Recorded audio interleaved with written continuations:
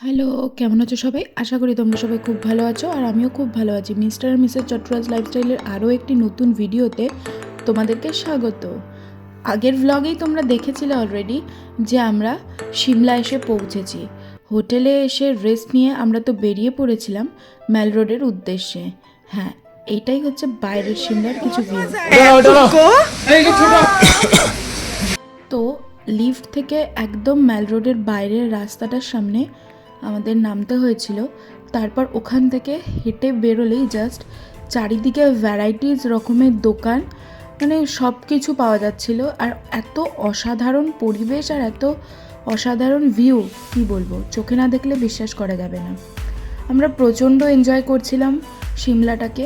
আর কিছু site seeing ছিল, যেহেতু আমরা একটু লেট করেছি, হনুমান মন্দির এই একটা দুটো জায়গাতে আমরা আজকে যেতে পারবো না। তো আমাদের যিনি ড্রাইভার ছিলেন উনি বলেছেন যে কালকে আমাদেরকে নিয়ে যাবে। তো যাই হোক, এখন সিমলা ম্যালে এসে আমরা অলরেডি পৌঁছেছি। এখন আমরা হেঁটে যাচ্ছি ওপরের দিকে সিমলা চার্চের উদ্দেশ্যে।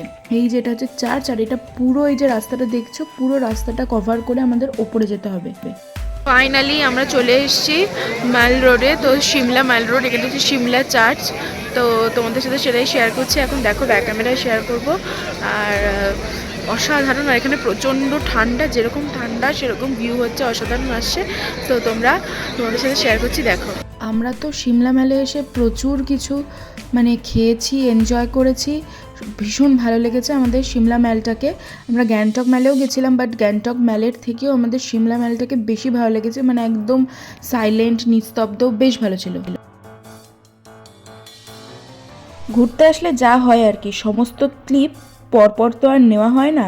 আনন্দ করতে করতে কখন যে ক্লিপ নিতে ভুলে গেছি বুঝতেই পারিনি। এটা হচ্ছে পরের দিন সকালবেলার ক্লিপ। আর এই যে এখানে আমি রেডি হচ্ছিলাম, তখন প্রচণ্ড ঠান্ডা ছিল। আর কি বলবো, এই দেখো লাগেজও আমাদের সব এদিক ওদিক ছড়ানো রয়েছে, ওগুলোও সব গোছাতে হবে। আর মারাত্মক ঠান্ডা ছিল। একটু রেডি হয়ে এবার নিচে যেতে হবে। নিচে অলরেডি আফসানারা চলে গেছে, ওরা বারবার ফোন করছে, আমাদের একটু উঠতে লেটই হয়ে গেছে। তাই আমি ঝটপট করে এখানে রেডি হয়ে নিচ্ছি। আর বাইরেটাতে দেখো, তখনও কুয়াশা। কে বলবে এখন 7টা বাজে।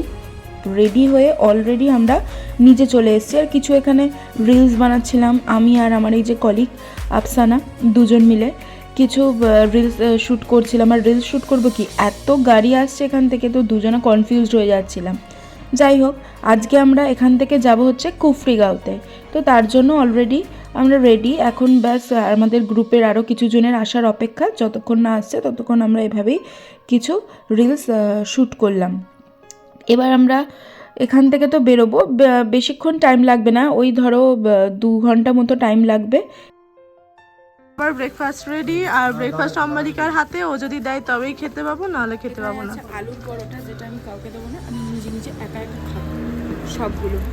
খেও, তারপর কি হবে জানো তো? আচ্ছা, এইখানে এই যে আমরা অলরেডি গাড়িতে উঠে পড়েছি, আর গাড়িও ছেড়ে দিয়েছে। আর ব্রেকফাস্টটা আমাদের গাড়িতেই করতে হবে, তার কারণ অলরেডি আমাদের অনেকটা লেট হয়ে গেছে। দেখা হচ্ছে এর পরের একটি ভিডিওর সাথে। ততক্ষণের জন্য টাটা। ভালো লাগলে আমার চ্যানেলটাকে অবশ্যই লাইক, কমেন্ট, শেয়ার আর সাবস্ক্রাইব করে দেবে। দেখা হবে পরের একটি ভিডিওতে খুব তাড়াতাড়ি।